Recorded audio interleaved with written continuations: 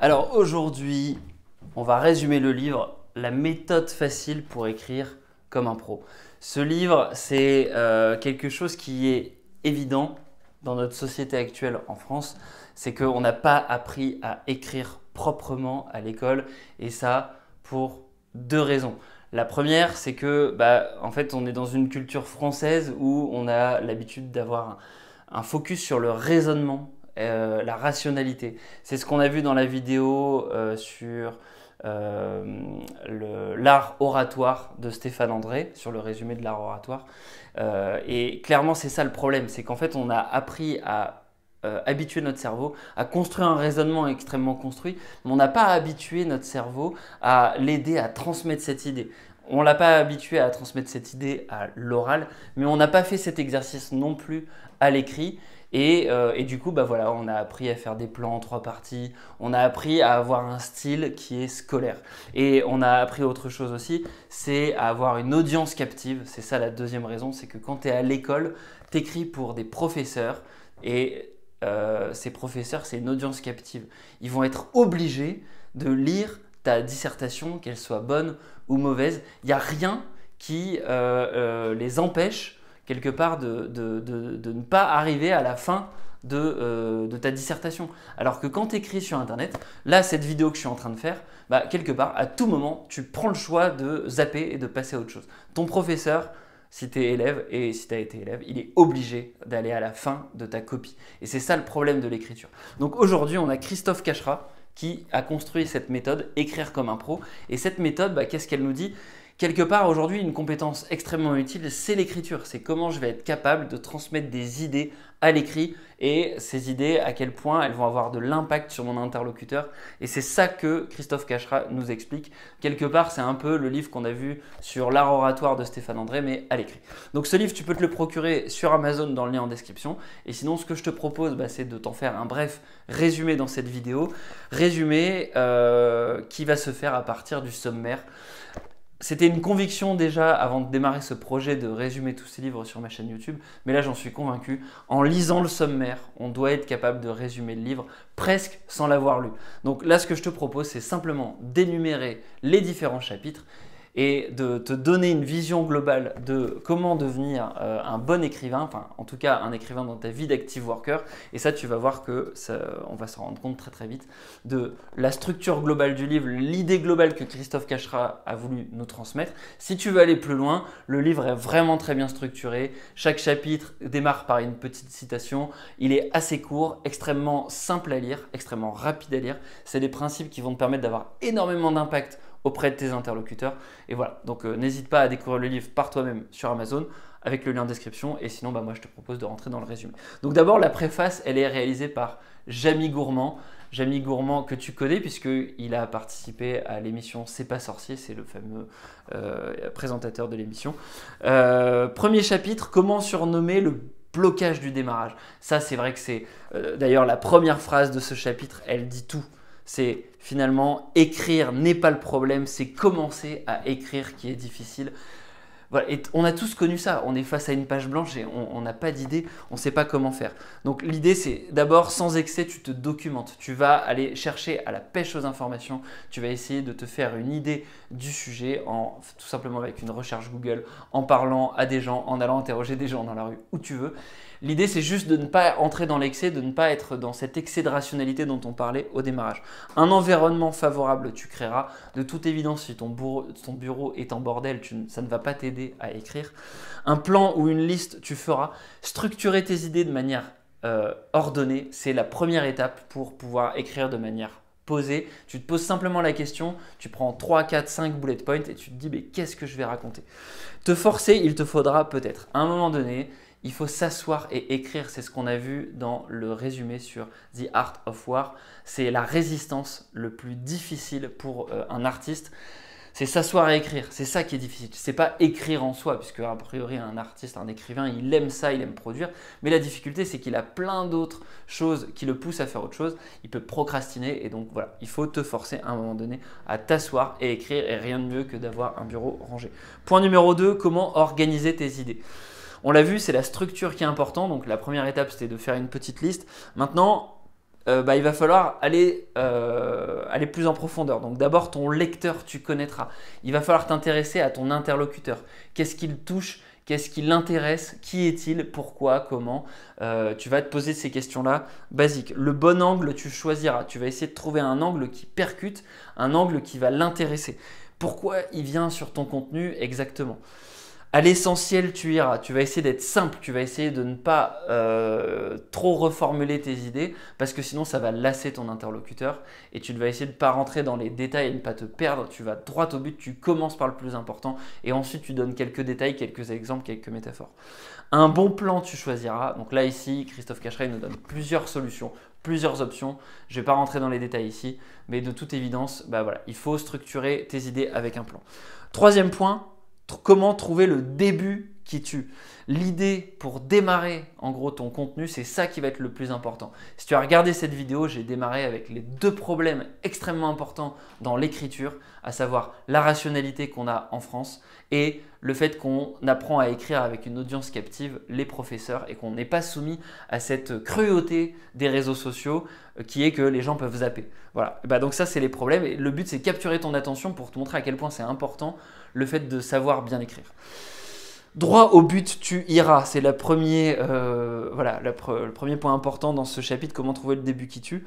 La manière forte, tu utiliseras, donc c'est essayer d'avoir de l'impact dans ce que tu utilises, d'avoir des mots forts, des voix, tu entendras, une histoire, tu raconteras, des trucs, tu connaîtras. Donc là, voilà, c'est essayer de capturer l'attention de ton interlocuteur. De toute évidence, la notion d'histoire, ça raconte quelque chose. Quand je te parle d'un professeur et du fait que tu écris une copie de ta dissertation, tu te souviens de ça, c'est une histoire et ça capture ton attention. Des trucs que tu connaîtras, c'est tu vas avoir des petites anecdotes croustillantes, tu vas avoir des éléments, des chiffres, des faits, des pourcentages. Et ça va avoir un argument d'autorité, ça va toucher la rationalité de ton interlocuteur et ça suffit à faire en sorte qu'il te voit comme un interlocuteur de confiance qui peut avoir des trucs intéressants à raconter. Voilà. Point numéro 4, comment choisir les meilleurs mots. Donc là, c'est le choix finalement du vocabulaire. Les mots courts, tu préféreras. Donc clairement, essayer de ne pas avoir un vocabulaire complexe contrairement à ce qu'on peut penser, c'est super important. Il parlait que c'est le cas notamment de Trump. Trump avait un langage, un vocabulaire qui s'adressait plutôt à des gens niveau CM2 quand ses adversaires avaient un langage qui s'adressait plutôt à des gens niveau collège voire lycée. Et donc il a gagné l'élection tout simplement parce qu'il a touché un public plus large en ayant un vocabulaire plus large. La force, tu rechercheras, donc tu vas essayer de trouver des mots qui ont un impact fort, notamment sur les émotions de ton interlocuteur. Le jargon, tu pourchasseras. De toute évidence, si tu t'adresses à un interlocuteur qui a besoin de découvrir un sujet, si tu commences à utiliser un jargon complexe, ça va juste lui faire peur et il ne va pas avoir envie de continuer à te lire. La précision, tu chériras. Le but, c'est d'avoir des mots les plus justes possibles, de choisir ces mots. Donc, c'est super important de prendre le temps, de se dire, tiens, qu'est-ce que je veux communiquer et quel est mon interlocuteur, pourquoi je vais utiliser ce type de mots. 5e chapitre, comment construire ces phrases. La simplicité, tu chériras. Donc là, on retrouve cette idée qu'on a vue avec les mots sur les mots simples. C'est pareil avec les phrases. Plus tes phrases sont courtes et plus elles auront de l'impact. Plus tu auras des phrases élaborées qui cherchent à se justifier, etc. Et plus elles seront longues et plus ce sera compliqué pour ton interlocuteur de suivre le fil de tes idées. L'action, tu rechercheras. C'est important d'utiliser des verbes d'action, de parler d'écriture, de parler d'action. Ça permet simplement au lecteur de visualiser ce qu'il est en train de lire et de se visualiser en train de faire les actions. Le bon temps, tu prendras. Donc là, il nous donne le conseil d'utiliser le plus possible le présent et le passé composé. Encore une fois, des temps simples. Tout simplement parce que ça permet au lecteur de ne pas faire un effort intellectuel trop important pour te lire. Et puis après, il suggère d'utiliser le plus possible le même temps tout au long du texte. L'art de la ponctuation, tu maîtriseras.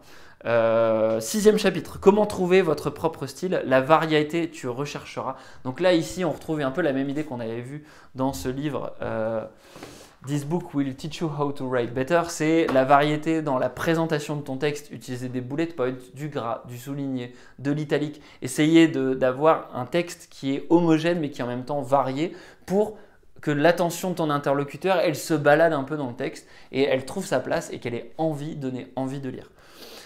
L'action, le ton juste, tu trouveras. Les clichés, tu fuiras comme la peste.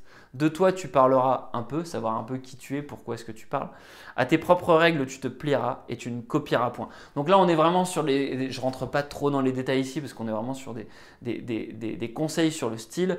Et de toute évidence, c'est important de définir ses propres règles parce que si tu essaies de copier trop les autres, bah à la fin, quelque part, en essayant de ressembler à tout le monde, bah tu ne deviens personne. Septième point, septième chapitre, comment se relire et se corriger. Donc sans pitié, tu couperas. Donc ça, c'est vrai, c'est important.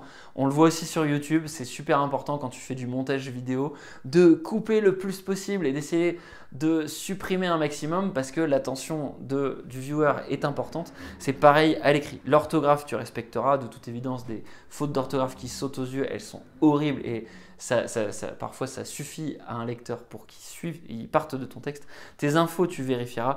Dans les détails, tu te plongeras. Donc voilà, le diable se cache dans les détails. J'ai pas besoin de plus d'en dire. Comment capter l'attention du lecteur? Des titres percutants, tu inventeras. Donc là, dans cette partie-là, Christophe Cachera, c'est un copywriter, donc ça veut dire qu'il écrit pour capter l'attention des gens. Il écrit pour des clients comme Louis Vuitton par exemple. Et là, on est clairement dans le copywriting, comment capter l'attention des gens. Donc je ne vais pas trop préciser ici. De toute évidence, on va avoir des conseils sur comment créer des titres qui sont engageants en utilisant l'art de la question, en utilisant l'art de susciter l'émotion de ton interlocuteur. Si tu veux découvrir ça, bah, je pense que le mieux c'est que tu achètes le livre en passant par le lien en description. Et puis dernier chapitre, comment écrire de mieux en mieux, comment t'améliorer. Bah, il y a 3 conseils, c'est tes lectures, tu varieras, donc vraiment lire le plus possible. Plus tu lis, plus tu vas être irrigué et te faire saisir par l'évidence de certaines tournures, certaines manières de parler qui font en sorte qu'à la fin, bah, tu es meilleur à l'écrit.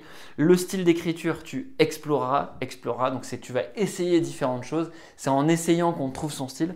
Et puis sans cesse, tu apprendras. C'est simplement se mettre dans une optique de progression et de texte en texte. C'est pas possible d'avoir une courbe d'apprentissage qui soit négative. Alors après, ce qui est intéressant dans le livre, c'est qu'il y a des bonus. Il y a 5 bonus. D'abord, comment rédiger ses emails comme un pro, comment écrire pour le web comme un pro, comment rédiger un communiqué de presse, comment rédiger une lettre administrative, et puis que faire si rien ne marche, si tu es perdu, si tu fasses à ta feuille blanche et que tu n'y arrives pas. Voilà, donc ce livre, il est vraiment très très bien structuré, très bien fait. Il est fait par Christophe Cachera qui a des expériences dans le journalisme, dans le copywriting, dans l'écriture, dans des postes de rédacteur en chef où il doit définir une ligne éditoriale, donc c'est vraiment un professionnel de l'ombre qui est censé créer des textes qui vont captiver l'attention des gens et communiquer des idées pour des clients. Donc c'est un professionnel de ça et c'est vraiment une méthode intéressante. Alors si tu vas sur Amazon, tu vas trouver des commentaires qui diront que c'est assez sommaire, assez simpliste, mais c'est pas quelqu'un qui écrit pour faire de la prose ou qui écrit pour faire des romans extrêmement élaborés. Là ici on parle de l'écriture de professionnels, l'écriture pour les active workers, les gens qui veulent être efficaces dans leur communication, dans leurs emails, dans leurs PowerPoint, dans leur lettre de motivation si c'est des gens qui doivent postuler à différents jobs. Bref, on parle pour les cadres, les professionnels, les active workers. Donc si ce livre t'intéresse, encore une fois, go sur Amazon dans le lien en description. Et voilà, si ce livre résumé t'a plu, si ce résumé en vidéo t'a plu, bah, n'hésite pas à liker la vidéo, ça m'aide beaucoup, ça permet à l'algorithme d'enregistrer que des gens apprécient ces contenus-là. Par ailleurs, moi, ça m'intéresse vraiment beaucoup et j'ai de plus en plus de commentaires de gens qui me disent bah, « Tiens, cette vidéo m'a aidé, m'a inspiré pour telle raison. Tel élément que tu as résumé là, j'ai trouvé ça très intéressant. » Ou alors, bah tiens, ça m'a donné telle idée, j'ai essayé et ça a fonctionné. Et vraiment, ça m'aide beaucoup si tu peux mettre un commentaire. Donc, n'hésite pas à le faire. Si jamais tu n'es pas abonné à la chaîne, bah du coup, abonne-toi, active la cloche, comme ça tu seras au courant des prochains résumés vidéo et des prochaines vidéos pour les active workers. Et moi, je te dis à la prochaine. Ciao, ciao.